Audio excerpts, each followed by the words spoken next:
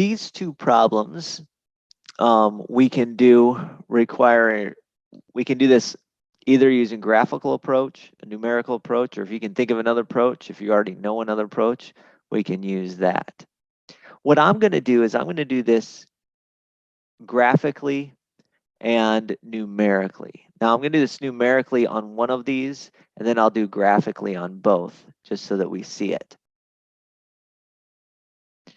Here is our numerical approach.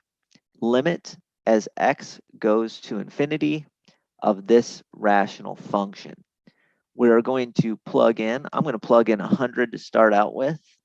I get about 3.97, blah, blah, blah. So about 3.97. If I plug in 1,000, what I ended up with is 3.9952 and then some other stuff.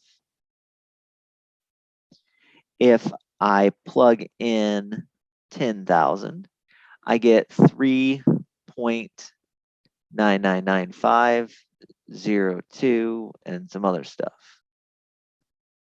And then if I plug in 100,000, I get 3.99995002. And that's a rounded number.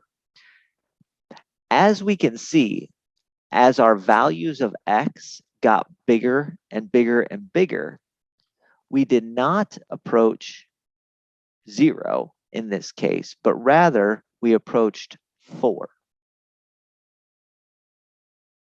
It turns out if you do the same thing as x approaches negative infinity and you plug in numbers,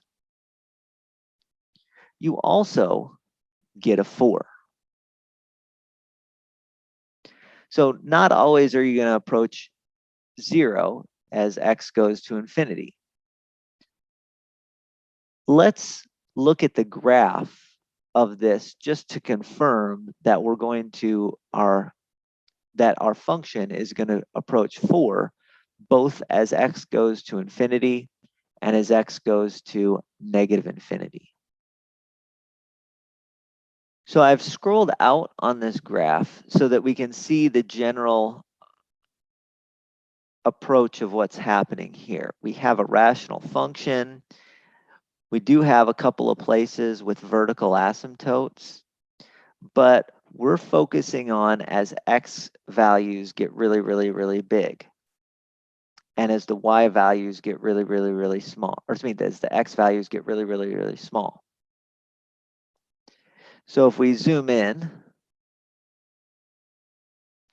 and we start moving these x values really, really big, notice what our line is approaching. It looks like it's getting right on top of that 4.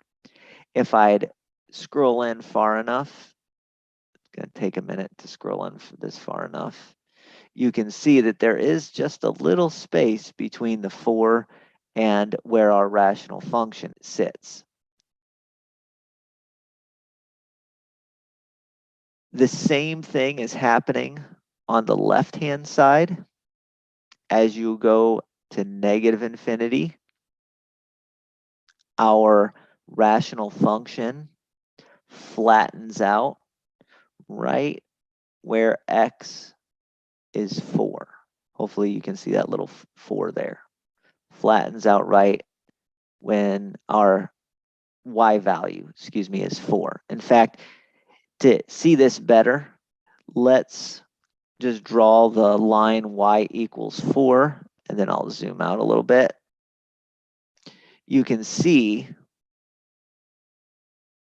my function gets closer and closer and closer to the line y equals 4 as our x values go to negative infinity and as our x values go to positive infinity. This line, y equals 4, that is a horizontal asymptote. And that's what we're going to look at next.